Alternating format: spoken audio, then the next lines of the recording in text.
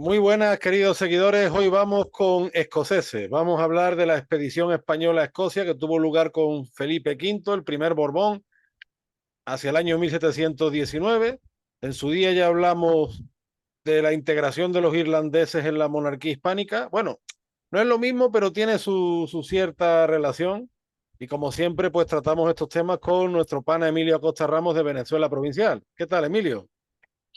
Hola Antonio, bueno, antes que nada darte las gracias por la invitación a tu canal de YouTube y vamos a hablar de este tema tan desconocido, ¿no? Por la mayoría del público, esta expedición española que parte hacia Escocia y bueno, tiene implicaciones sobre todo en esa época tan revuelta como fue la época post guerra de sucesión española, ¿no? Y bueno, vamos a estar aportando algunos datos importantes de este suceso. Es curioso porque el hecho de esta expedición, pues yo creo que desmiente, ya empieza desmintiendo todos los estereotipos que hay sobre Felipe V.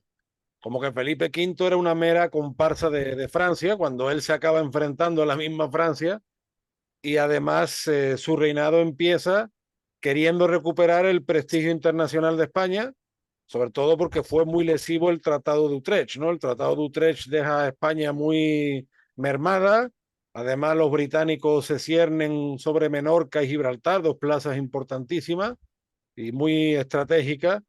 Y además, pues todas las condiciones onerosas que imponen los británicos a España, el tema del asiento de esclavos, por ejemplo, la presencia de agentes comerciales británicos en la monarquía, en fin, una serie de cosas que Felipe V no estuvo dispuesto a tolerar y consideró esta, porque hay que explicar el contexto, claro, porque ¿por qué va Felipe V o por qué hubo soldados españoles en Escocia? No fue por gusto, el contexto es que en el reino, en el llamado Reino Unido, se vive una guerra entre dos dinastías, la Casa Estuardo, muy apoyada, con muchas raíces en Escocia, y también muy apoyada por los irlandeses porque eran católicos, ¿no? La conversión al Ujú. catolicismo de esta dinastía, escoceses e irlandeses la apoyan por motivos diferentes. Casi no había católicos en Escocia, bueno, habría, pero muy poquitos, pero los escoceses lo consideraban su rey legítimo frente a las pretensiones inglesas que además estaban dominadas por la Casa de Hannover, a la que consideraban extranjera. De hecho, si analizamos, por ejemplo, algunas letras de canciones de guerra jacobitas, todas tratan a los hannoverianos como extranjeros, apoyados por Alemania, por los Países Bajos, mientras que el Estuardo es su rey, lo consideran su rey, ¿no? Y los irlandeses, lógicamente, por la persecución religiosa atroz que estaban sufriendo. Y es en este contexto cuando Felipe V ve una oportunidad, la oportunidad de realizar un desembarco y de hacerle la guerra a los ingleses en varios frentes, especialmente para que una vez trasladada las tropas al norte, mandar otra flota o bien a la zona de Cornualles o bien a la zona de Gales. Lo que pasa, Emilio, que aquí Felipe V pudo decir como Felipe II, que mandó a los hombres, no mandó a sus hombres a luchar contra los elementos, porque otra vez más una tormenta, ¿no? Terrible frustró la mayor parte de la flota que iba destinada a esta expedición a ayudar a los jacobitas, a los partidarios de los Estuardos. Así es, Antonio, sí. Hay que decir que también en Gales los estuardos tenían bastante apoyo, ¿no? Por eso es que cuando se planea esta expedición se trata de hacer el principal grueso de las fuerzas por el territorio de Gales, ¿no? Pero bueno, vamos a hablar un poco de los antecedentes de la expedición. Como tú bien señalaste, pues después del Tratado de Utrecht, España pierde pues sus posiciones europeas, pero Felipe V no estaba dispuesto a renunciar a estos territorios porque los había recibido gracias a la herencia de Carlos II y él estaba defendiendo esa herencia que le dejó los Austrias en su persona, ¿no? A Felipe V. Y bueno, también recordemos, Antonio, que el Ducado de Parma estaba gobernado por el tío de la reina Isabel de Farnesio. Estaba amenazado también por tropas austríacas. Bueno, el primer ministro de España, que era Alberoni, Uh -huh. y Felipe V, pues comienzan a preparar la recuperación primero de los territorios italianos, ¿no? Y bueno, en el verano de 1717 ocupan Cerdeña y el año siguiente la isla de Sicilia. Pero bueno, hay que decirlo, Gran Bretaña no tardó en mover ficha y el 11 de agosto de 1718 la flota de José Antonio de Gastañeta fue destruida en la batalla del Cabo Passaro, en las cercanías de Siracusa, ¿no? Por una escuadra británica, y bueno, los ingleses pues se escudaron en la violación española del Tratado de Utrecht, y bueno, España responde pues declarando, ¿no? La guerra a los británicos, y bueno, Alberoni sabía que la Armada Británica pues por mar era muy difícil vencerla, y que cualquier desembarco de la península tendría consecuencias desastrosas, y por ello, bueno, decidió tomar la iniciativa y llevar la guerra al suelo inglés, ¿no? Entonces, en aquel momento, recordemos que, como tú bien dices, Gran Bretaña estaba envuelta en esta guerra civil por la pretensión de Jacobo III de Estuardo, que era descendiente del último rey católico de Gran Bretaña. Y bueno, y España intentó reponer a los Estuardos y al catolicismo en el Reino Unido con este desembarco, ¿no? Extranjero, sobre todo, primero los planes eran en Gales y desembarcar en el norte, ¿no? Para que las tropas inglesas pues se dividieran y fueran Claro, un poco más débiles. llevar la guerra a dos frentes, ¿no? Uh-huh. Es curioso, Emilio, porque en esta época también se van pergeñando las potencias marítimas, ¿no? Entonces, muchas veces se dice que con los Austrias España tuvo un poco la contradicción, que lidiar con la contradicción entre o bien ser una potencia terrestre o bien ser una potencia marítima. Sin embargo, ya desde Felipe V como que se va anunciando el poderío marítimo, pero claro, se encuentran con los británicos que le han dado una prioridad absoluta a su marina. Bueno, pues lógicamente ellos son una isla, ¿no? Y como tú bien dices, pues esa recuperación de Cerdeña y Sicilia, pues conlleva que los británicos metan mano sin declarar la guerra, que España le acabe declarando la guerra y peleándose con medio mundo, peleándose con la cuádruple alianza, media Europa contra España. Claro, es que vuelvo a lo mismo. Si éramos una mera comparsa de Francia, ¿por qué Alberoni, por qué Isabel de Farnesio, por qué Felipe V eran partidarios de todo esto? No, no tiene sentido. Los hechos históricos desmienten a a esa propaganda facilona. Lo que pasa que, por desgracia, esta expedición, su objetivo fue frustrado básicamente por eso, porque la mayor parte de la flota no llega a partir y pasa un poco como con la Gran Armada. A una serie de españoles que se pertrechan allí con un determinado clan escocés, pero claro, eran muy poquitos. Los ingleses les dio perfectamente tiempo de maniobrar, de cercarlos, ¿no? Y eso frustra, digamos, la idea que se tenía de este tipo de guerra, habida cuenta de la experiencia que se tenía en las guerras anfibias que se demuestran en el Mediterráneo. O sea, España se repone muy pronto de una guerra terrible como es la guerra de sucesión, y estamos hablando de una época que España está resurgiendo, renaciendo después de una guerra que Felipe V no buscó, todo hay que decirlo, la guerra de sucesión no la busca Felipe V, y aún así hace todo lo posible por reponer y sobre todo por remarcar el papel de España ante las potencias internacionales. Entonces, y fíjate que ya aquí también en este siglo vamos a ver la importancia capital que tiene Cádiz, porque siempre se está hablando para este tipo de expediciones del puerto de Cádiz. O sea, Cádiz yo creo que ya en el siglo XVIII se perfila desde muy pronto como el gran puerto de América, desplazando incluso a Sevilla, porque ya los buques de la época por el río, por muy navegable que fuera el Guadalquivir, ya no era el tamaño adecuado, y Cádiz es una ciudad importantísima. Yo creo que Cádiz y la Ciudad de México en este siglo XVIII ya van perfilando su importancia desde muy pronto. Y hablando de Alberoni, hablando de la Casa Farnesio, que muchas veces, Emilio, se hablan de los Borbones como que simples franceses, no. Los territorios italianos siguieron teniendo muchísima importancia, y España durante todo este siglo contó con ministros y contó con gente en los primeros puestos de poder, de Florencia, de Milán, de Nápoles, en fin, de todos los territorios italianos. Por tanto, a mí esto de la expedición a Escocia me gusta, como tú bien decías, primero por lo desconocido, que fíjate tú la de películas, la de series, la de Uh-huh. novelas que se pueden armar a partir de aquí. Y segundo, Emilio, porque de un plumazo desmiente tantos tópicos que la verdad que por eso yo quería traer el tema aquí.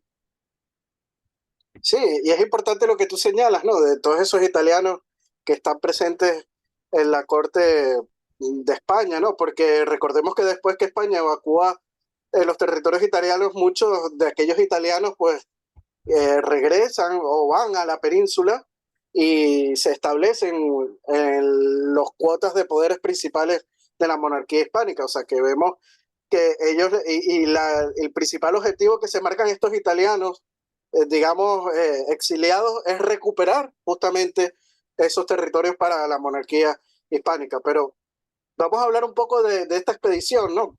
Porque esta expedición tiene importantes objetivos militares, ¿no?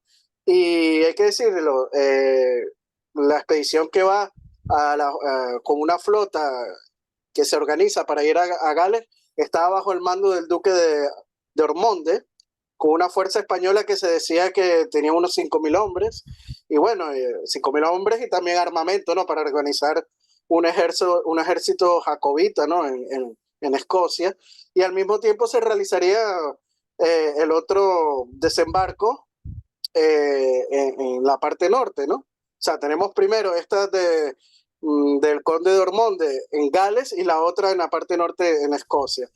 Y bueno, la del norte pues era una fuerza más reducida, que se habla de unos 300 españoles, junto a armamento también para organizar una revuelta con ciertos clanes escoceses. Y bueno, el objetivo de esta segunda fuerza expedicionaria, como te dije, pues era distraer los recursos del sur de Inglaterra, pues facilitando las operaciones, sobre todo hacia Londres, ¿no? Que era el objetivo del ejército, tomar Londres, ¿no? Que por eso es que que se trata de enviar a Gales un desembarco español. Y Sí, bueno, sí. sí, ¿me vas a decir algo, No, no, Antonio? no, no, perdón, que ha afirmado en voz alta, perdón. Sí, bueno, y esta flota mayor pues no pudo zarpar en La Coruña a finales de 1719, como tú bien señalaste, por el mal tiempo, pero la expedición destinada a Escocia y formada por 2 fragatas, con los 307 infantes de marina y también con las armas, que eran 2.000 mosquetes, había salido un día antes de San Sebastián. Y el 4 de abril, las 2 fragatas arribaron a la isla de Lewis, la que era la principal isla del archipiélago de las Hébridas, y se apoderaron de su capital, ¿no? Y bueno, la jefe de la expedición y también los caudillos jacobitas acordaron atacar la ciudad de Inverness, que es la capital de las tierras altas, o los Highlands, como se llama en Escocia. Y bueno, hay que decirlo, por diversas razones, tenía una guarnición muy reducida, ¿no? De 300 hombres, y se hallaba muy alejada también de las plazas controladas por los ingleses, y ya había sido tomada en el alzamiento jacobita de 1689. Y los españoles y los escoceses establecieron su cuartel pues en el castillo de Eilean Donan, que aparece en casi todas las películas ambientadas en Escocia, ¿no? Como El Señor de Vallantry, Los Inmortales y La Trampa, ¿no? Un castillo que figura mucho en las películas importantes de Escocia. Y allí, bueno, dejaron las armas y las municiones junto a una pequeña guarnición. Y hay que decirlo, Antonio, al poco las malas noticias se acumularon, no se Ujú. produciría la invasión en el sur, los clanes tampoco acababan de reclutar hombres, y Londres pues había enviado tropas y buques, y bueno, las 2 fragatas habían vuelto a España, y los infantes de marina mandados por el coronel Nicolás Bolaños se unieron a los jacobitas, los anteriores guerreros extranjeros que habían marchado por esas frías y desoladas tierras, pues fueron, hay que decirlo, muy valientes, ¿no?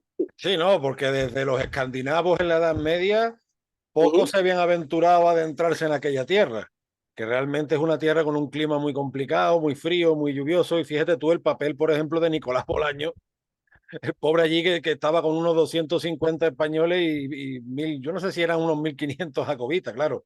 La batalla más icónica de esto que estamos revelando, pues es la de Glen Shield, que claro, los ingleses pues vencieron, ¿no? También lo que tú decías de los clanes además algunos estaban peleados entre sí, no logran una unidad y faltan hombres, faltan pertrechos y al final pues por desgracia se acaba perdiendo. Tú sabes que esta rebelión del 1719 hay quien la conecta con una anterior, que es la de 1715, pero hay sus discusiones, como que son dos rebeliones independientes, pero sea como fuere, si es verdad que la causa jacobita estaba ahí, estaba muy viva y aunque sufre varias derrotas, sufre derrotas posteriores, pero siguió estando bastante en el imaginario colectivo. Incluso los jacobitas han mantenido a lo largo de los años ciertos clubes, ciertas, ¿no? Para a tal punto, por ejemplo, fíjate, muchísimo después, la Tercera Guerra Carlista, hay una donación de los jacobitas, estamos hablando de una guerra que es de 1872 a 1876, perdón, y hay una donación de los jacobitas con la cual los carlistas compran una batería de artillería, o sea que la causa jacobita desde este siglo que estamos relatando sigue, que derrotada, pero sigue mucho en el imaginario colectivo, y hay quien dice que, por ejemplo, el libro del Retorno del Rey de Tolkien está ambientado en este tipo de causas. Bueno, como decimos muchas veces, el carlismo no es un fenómeno exclusivamente español, es un fenómeno contrarrevolucionario que se da, empieza primero con los jacobitas, aunque los jacobitas es una cuestión dinástica al principio y más que otra cosa, pero después va derivando, que si el miguelismo portugués, que si el santafedismo en el sur de Italia, que si los chuanes en Francia, o sea, y Tolkien se inspira en ese contexto donde los jacobitas, digamos, son pioneros para escribir El Retorno del Rey. Pero bueno, me estoy desviando un poco, Emilio. Lo cierto es que, No, por y hay otra ejemplo, película importante que nombré anteriormente, Los Inmortales, que Sean Connery hace de español también.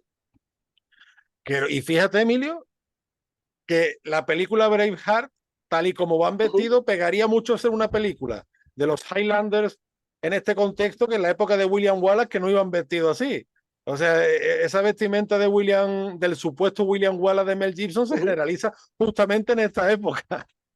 Sí, por eso, es un total desacierto, ¿no? Cinematográfico en ese sentido. No, es Aunque muy Sean buena Connery sí película, sale pero como ataviado, ¿no? En claro, ropas de su siglo correspondiente española, ¿no? Del siglo XVIII. es muy buena película, pero después, en fin, pasa igual que Gladiador. Gladiador es una película, a mí me encanta, pero después, en fin, históricamente le pega demasiadas patadas, ¿no? Sí, pero bueno, hablando de un poco de más de esta expedición española, como tú bien dices, pues hay dos acciones militares que se llevaron importantes, ¿no? En Escocia, que es la que yo nombré antes, la de Eilean Donan, que en esa región pues quedó una pequeña guarnición de 40 infantes de marina para proteger las armas y el resto de los militares españoles pues se empezó a adentrar en el territorio, ¿no? Para poder pues hacer el daño más extendible, ¿no? A los británicos. Y bueno, los británicos no se quedaron quietos y enviaron tres fragatas inglesas que irrumpieron en el lago Loch Alsh y ofrecieron pues la rendición a los soldados españoles. Y bueno, hay que decirlo, los españoles no se negaron. Y el 10 de mayo las fragatas pues bombardearon el castillo y aunque el edificio aguantó, los escoceses flojearon y se entregaron a los ingleses. Y bueno, solo los soldados españoles también depusieron las armas y por si acaso los artilleros británicos demolieron el castillo, ¿no? Y bueno, el militar inglés Joseph Brinkman, veterano de la guerra de sucesión española, estuvo en la península pues Mm. defendiendo la causa austriacista. Y bueno, y también el levantamiento de 1715 se enfrentó con fuerzas superiores, o sea, disponía de 4 morteros a unos de 1500 jacobitas y 250 españoles. Y el 10 de junio, que era el aniversario del pretendiente Jacobo III, se libró la batalla de Glade Shield, que tú la nombraste anteriormente, Sí, en la que a lo que los ingleses, apoyados por escoceses leales a los Hanover, pues vencieron y los soldados españoles supervivientes fueron condenados, ¿no? En Inverness y en Edimburgo, luego, posteriormente, por un acuerdo entre Madrid y Londres, los prisioneros españoles pues fueron canjeados por otros ingleses que estaban detenidos, ¿no? En España. Y bueno, los jacobitas volverían a rebelarse en 1745 y la nueva derrota sería definitiva para su causa, ¿no? Los estuardos se extinguirían en el exilio y el castillo de Len Donan pues conoció mejor suerte porque permaneció 2 siglos en ruinas, pero se reconstruyó, ¿no? A principios del siglo XX, convirtiéndose en un icono cinematográfico para estas películas ambientadas, ¿no? En la antigua Escocia de los Highlanders. sí, no, además Inglaterra con esa victoria quiso ser muy simbólica y no dejar piedra sobre piedra. O sea, la destrucción del castillo obedece a eso, a una derrota total, ¿no? Que los ingleses además quieren presumir y asentar y, en fin, ahí concretamente lo consiguen. Tú hablabas del 1745 y es curioso porque de esa época queda una canción, tú sabes que a mí me gusta mucho la música irlandesa, Uh -huh. y ha quedado una canción que está en gaélico, yo hasta ahí no llego, donde menciona la colaboración de los aliados franceses y españoles, porque hay que decirlo, que tanto los Borbones de Francia como los Borbones españoles acogieron a muchos irlandeses y también incluso a nobles católicos ingleses, ¿no? Lo que pasa es que los nacionalistas irlandeses de principio del 20 le cambian la letra y la que se canta ahora ya no menciona, o sea, solo menciona el caso de Irlanda, pero, no me acuerdo exactamente la traducción, te la busco un momento, porque la original sí menciona, y aquí como que se le quita importancia a eso, si somos irlandeses, no extranjeros, algo así, ¿no? Mientras que la original sí mencionaba ese auxilio español, porque los jacobitas siempre tuvieron a España como un faro, como un ejemplo, como un país aliado, ¿no? Cosa que precisamente Felipe V en 1719 quiso aprovechar, lo que pasa es que no le salen los planes. Entonces, como digo, el tema jacobita es un tema que da para mucho, inspira hasta en la misma música, y hay canciones, por ejemplo, que hablan de eso, ¿no? Queda un Eh, topónimo de esta guerra que es el paso de los españoles. Lo que pasa es que el topónimo Emilio es en gaélico, yo no me atrevo a pronunciarlo, pero en Escocia existe un topónimo que es el paso de los españoles. Igual que de la Gran Armada, quedaron algunos topónimos en Irlanda también a finales del siglo XVI. no es importante, Antonio, lo que señalaba sobre la diáspora jacobita, ¿no? Porque no solo afectó a los irlandeses, también a los escoceses, y hay que decirlo, pues esta diáspora fue muy grande y significativa. Y bueno, está bien empezando desde la segunda mitad del siglo XVII y bueno, hasta la primera mitad del siglo XVIII. Y hay que decirlo, es uno de los flujos migratorios más relevantes de la edad moderna. Y la diáspora jacobita pues movilizó a miles de irlandeses y escoceses que estaban abocados, ¿no?, al exilio y en principio, bueno, sí, fueron motivos políticos religiosos, ¿no? Pero también, Antonio, más tarde económicos, Sí, hay que decirlo también.